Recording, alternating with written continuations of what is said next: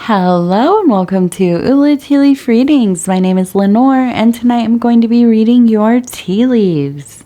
This is a horoscope for Libra. If Libra is your solar, lunar, ascendant/rising sign, then this is a message for you. Okay, let's get started.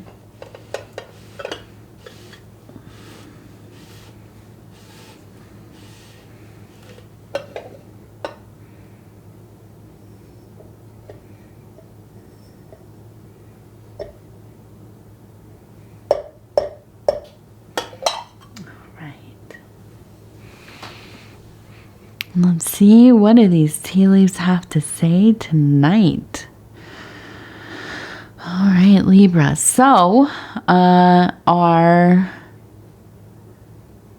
card for tonight is the Three of Cups, which has to do with abundance. Full of love, desire, development of the inner and outer worlds.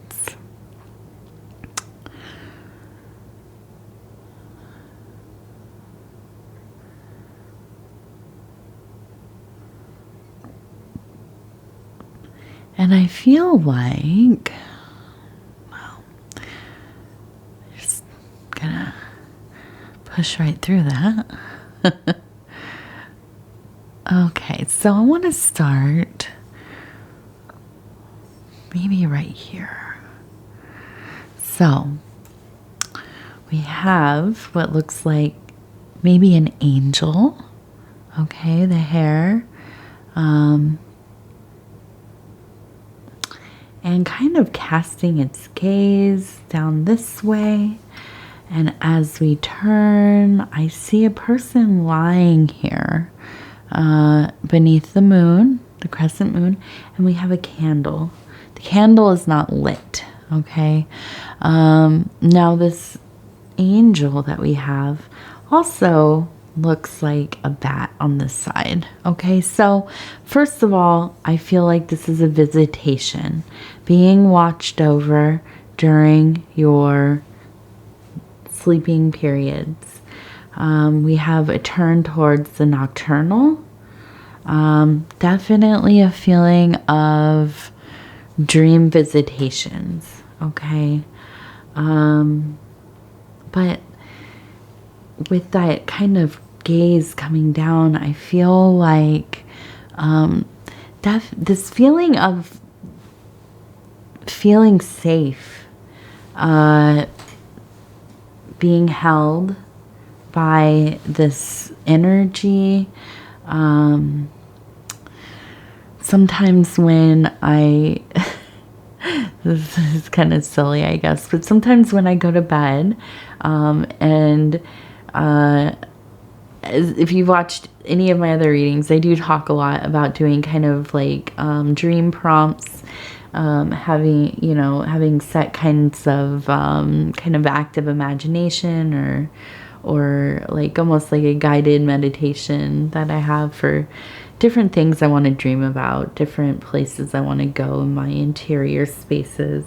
But I also have just simply kind of this thing I like to visualize myself as like a cozy little squirrel, or like a little animal getting into their little nest, or the little void they have inside of a tree, and getting in there and getting into my blanket and all wrapped up and nice and cozy and warm, and I'm going to have beautiful dreams and feel safe, and just have a most wonderful voyage. Kind of something almost like, I guess, like an energy like Winnie the Pooh or something. And so I feel like when I see this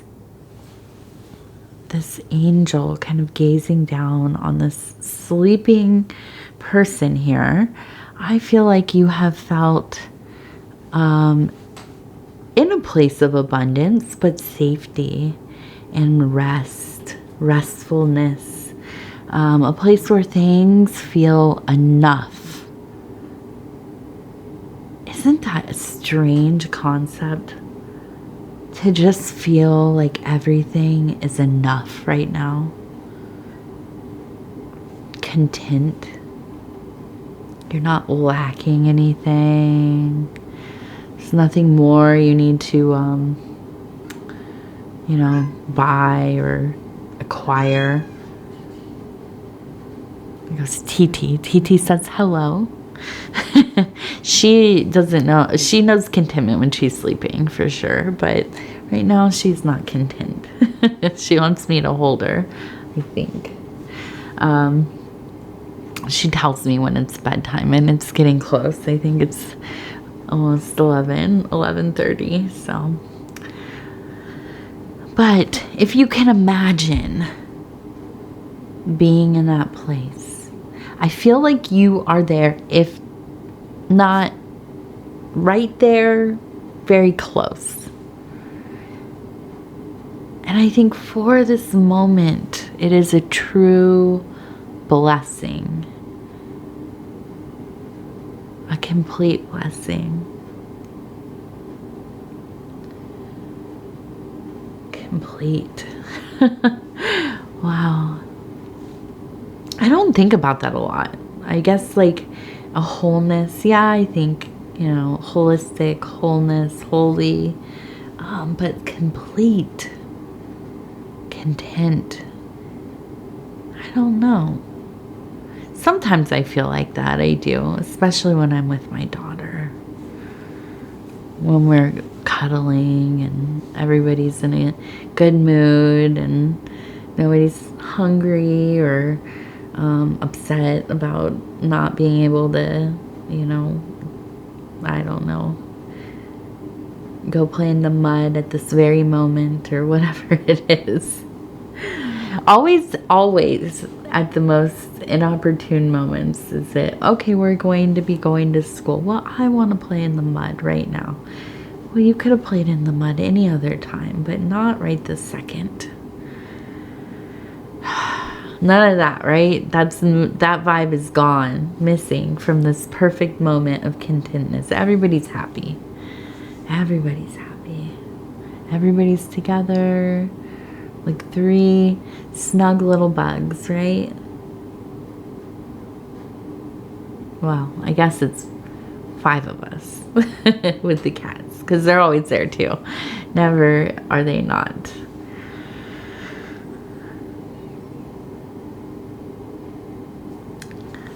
I see that you have some kind of maybe fur family, maybe an animal you like to visit with, maybe a squirrel. You have a lot of squirrels around here, a bird, somebody outside, a backyard spirit, as I like to call them. I think that you really have quite a relationship with nature and animals. I know we've talked recently about how profoundly healers Libras are, and I know that animals are drawn to you all. I've witnessed that for sure. Oh, and we have, this one looks like a 4. The candle looks like a 4 up here. So there's a 4. Seems like an important number. Now this one, I was trying to decide, what is this person doing? It looks like they're in a computer chair. But this is the metaphysical, spiritual zone. I hear the cat, but I can't see her. Where is she? And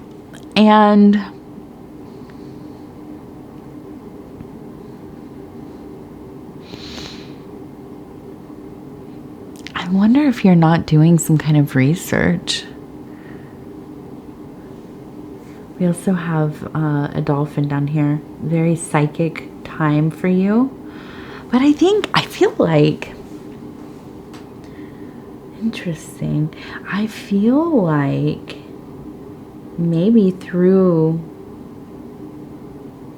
these blessings, this grace, these dreams, this feeling of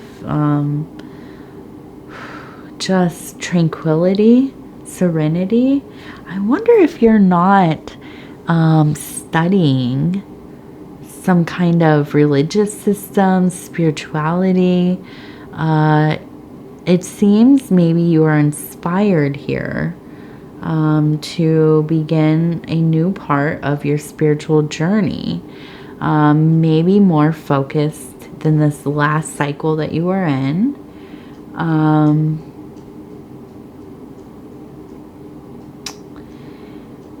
And I can kind of just see you really kind of maybe going to some kind of gathering, maybe some kind of worship, like a mass, or I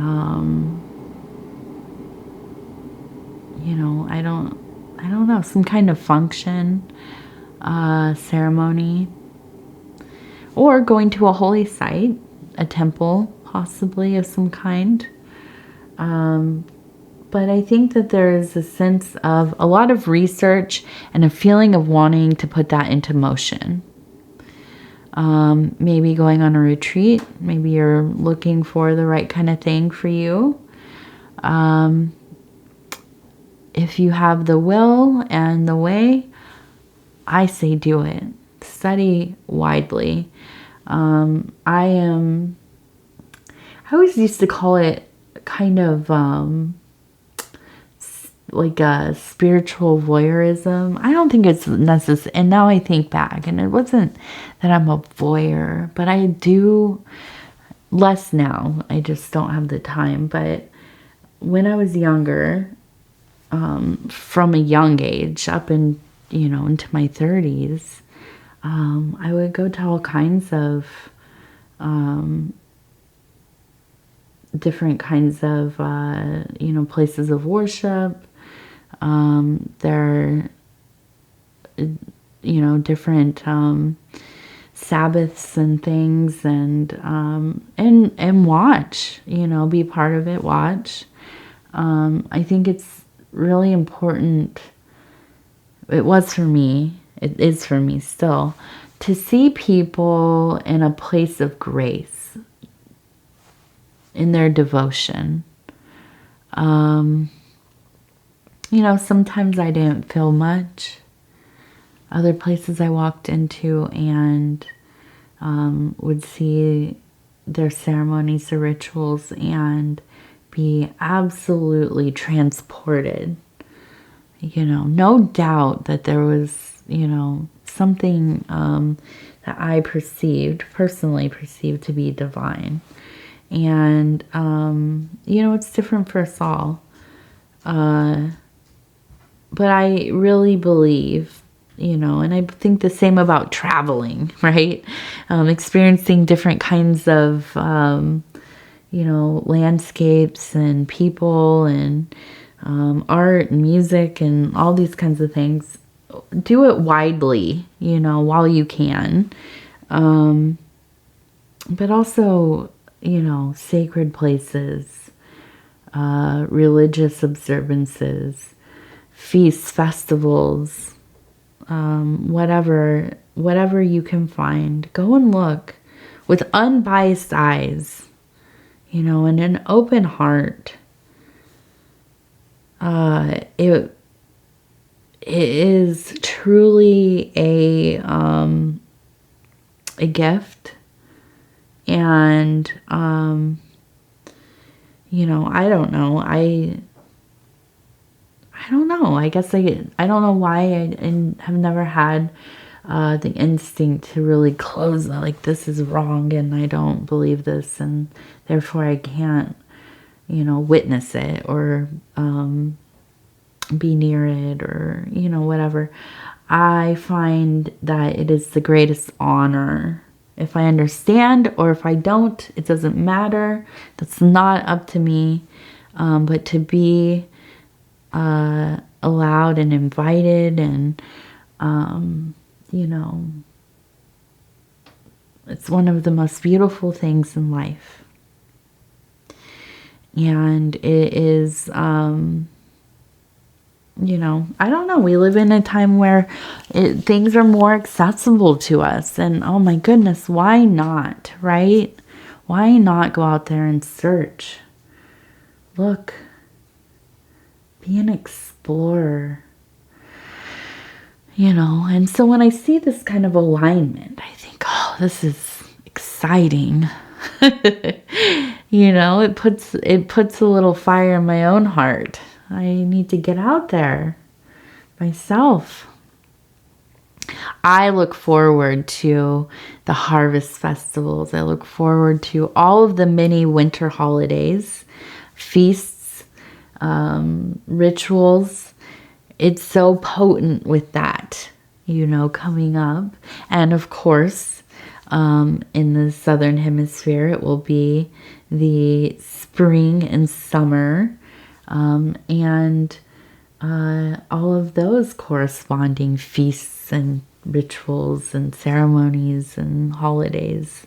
So it's just, you know, I don't know. We're so lucky, aren't we? We're so lucky to be alive and the ability to experience things. I don't know. I feel very privileged. I know that I'm very privileged. You know, not everybody has the access that I do or we do. And yeah. So let's see. What else do we have here?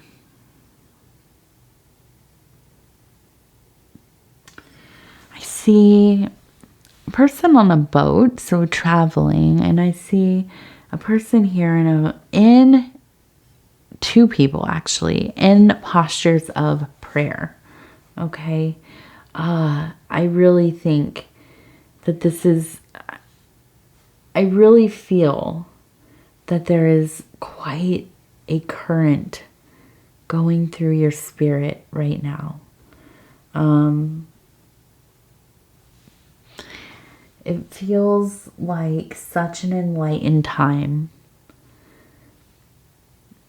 It feels like when you're young, right? You're getting ready to get out in the world for the first time. Maybe go to school, go to college, have your first big job. You know, when you haven't been worn down yet. So many possibilities. You know, and then when we have these moments, and it has to do with experiencing that cosmic consciousness, we feel awoken. There is that drumbeat in our heart, in our mind, in our soul. That's a beautiful thing. And I hope that you take the time to splendor in this feeling. Be present. You know, let it take you away a little bit. I think that, you know, it's one of the best kinds of love experiences that we can have. This, you know, beginning of the gates of agape, you know, that kind of divine love, that love affair with the universe, and having, you know, the eagerness to learn. That's a wonderful thing. The awe, right? Yes. Okay, let's take a look at the lightness of being affirmation cards. These are the earth element. And I'm just gonna kind of split this where it feels right. We have, oh, a beautiful moth. And I will turn this, and it says, Epiphany, peace, See divine beauty in every creature you encounter. Enfold, enfold deeper understanding. Yeah. I mean, listen, I talk about these religious, esoteric, folk ritual ceremonies, parties, whatever.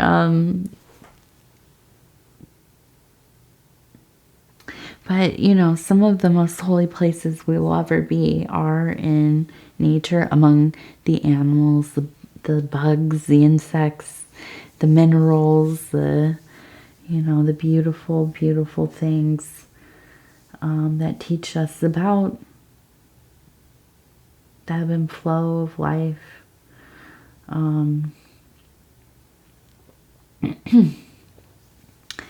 I've talked about here, and I will just say this quickly and wrap it up, but whenever I go out into a forested area and you come into a clearing that still is covered by a canopy of trees, it feels like you are walking into the most beautiful cathedral that could ever be.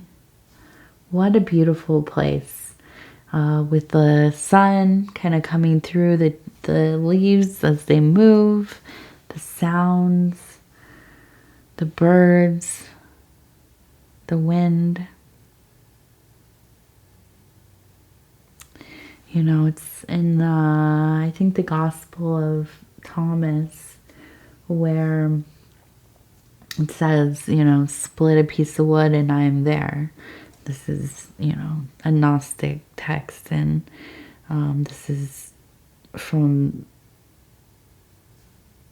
I think I remember right, that they write it from the viewpoint of the direct word of Jesus, and a lot of this text is talking about that, you know, there needs to be no in between. To speak to God, to speak to Jesus, to experience the divine. If you merely open a piece of wood, there it is. It's in everything. It's woven into every little thing. You know, that as above, so below, so within, so without. Yeah. Okay, so I'm going to go ahead and say thank you.